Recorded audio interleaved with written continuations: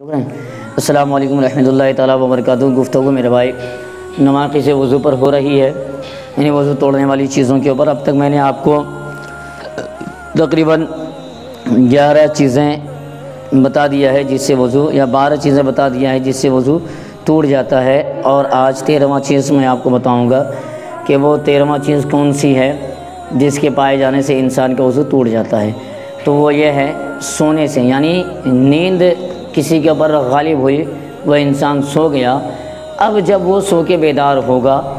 تو اس کے اوپر ضروری ہے کہ وہ پہلے وضو کرے، پھر اس کے بعد نماز ادا کرے۔ اب کوئی انسان سجدے کی حالت میں سویا، یا قیام کی حالت میں ہے، یا رکوع کی حالت میں ہے، ان حالتوں میں، یا تشہد میں بیٹھا ہوا تھا اور سو گیا، اب ان حالتوں میں ہے، اور جب اس کی آنکھ کھلی وہ اسی حالت پہ تھا، یعنی بیٹھا تشہد کی حالت میں بیٹھا ہوا تھا،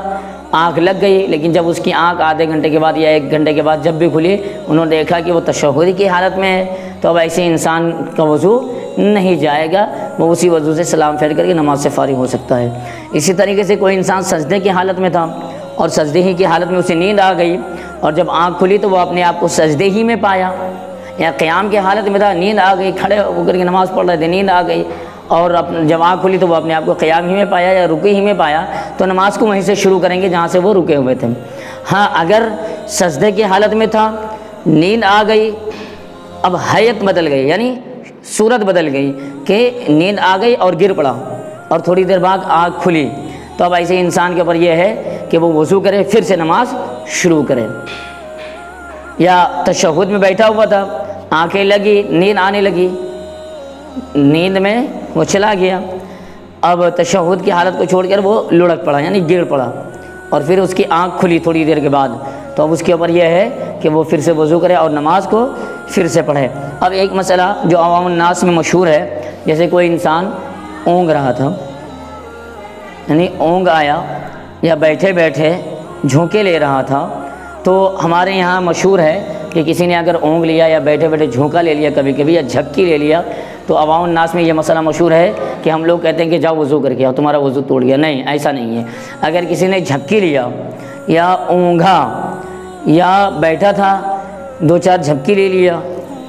کہہ رہے ایسی صورت میں وضو نہیں ٹوٹے گا، وہ انسان باوضو ہے، اسی وضو سے وہ نماز پڑھتا ہے۔ جھپکی سے یا اونگ سے یا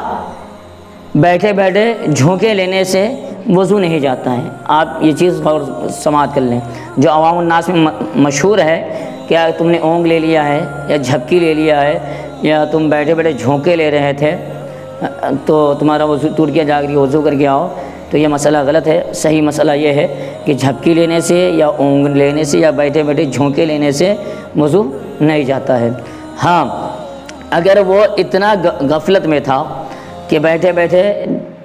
آنکھیں بند ہیں اس کی اور وہ جھوم رہا ہے، کسی نے اس کو 2-4 آوازیں دی پر اسے سنائی نہ دی، اور انہوں نے اس کو آ کر کے جھنجھوڑا کہ اٹھو، مسجد میں سو رہے ہو، انہوں نے آنکھ کھولی اور کہنے نہیں میں سو نہیں رہا تھا،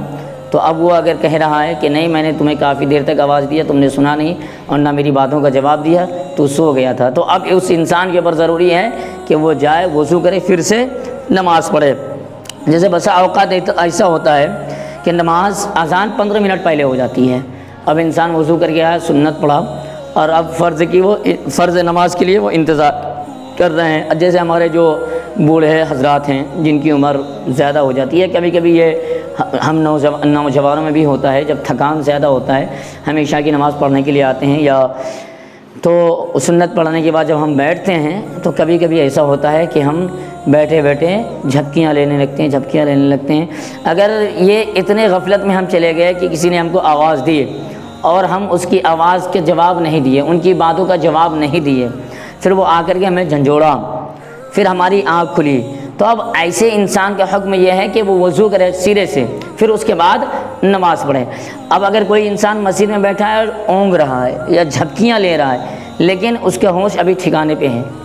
غافل نہیں ہے وہ، تو اب اس کے اوپر وضو نہیں ہے۔ اگر خواب غفلت میں چلا گیا ہے، یا مطلب اتنی نیند اس کے اوپر طاری ہو گئی ہے کہ کسی نے آواز دیا اور اس کی آواز کا جواب انہوں نے نہیں دیا، ان کی باتوں کا جواب نہیں دیا، تو اب ایسے انسان کے اوپر وضو واجب ہے کہ پہلے وہ وضو کریں، پھر اس کے بعد آ کر کے جو ہے نماز پڑھے۔ تو یہ کچھ مسائل تھے جو ہم نے آپ کو بیان کیا نیند کے تعلق سے، کہ کس طریقے سے سونے سے وضو ٹوٹ جاتا ہے اور کس طریقے سے نہ سونے سے وضو نہیں ٹوٹتا ہے، اور اونگ کا کیا مسئلہ ہے، جھپکی کا کیا مسئلہ ہے، اور جھونکے کا کیا مسئلہ ہے، یہ میں نے آپ کو بتا دیا ہے۔ اور ایک مسئلہ اور سماعت کریں، جسے عوام الناس میں ایک چیز مشہور ہے کہ کسی نے اگر شرمگاہ کو کھجلایا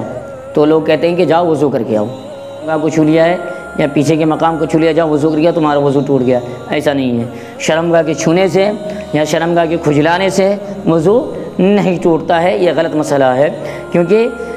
وہ بھی ایک جسم کا حصہ ہے۔ شرمگاہ ہماری